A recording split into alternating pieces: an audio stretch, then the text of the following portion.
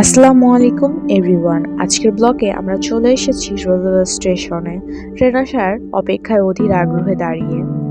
কোনো এক অন্তনগর ট্রেন ছুটে চলতে চলতে এই লাইন থেকে ওই লাইনে মোড় নেয়, ঠিক যেন জীবনের গল্পের মতো।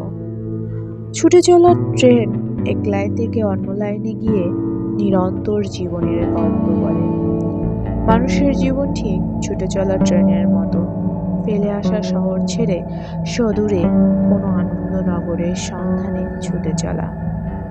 ঝকঝক করতে করতে ট্রেনটি চলে এলো এবং চলেও গেল। কি দারুণ মুহূর্ত, তাই না? আমার তো খুব ভালো লাগে। আপনাদের কেমন লাগে অবশ্যই কমেন্ট করে জানাবেন।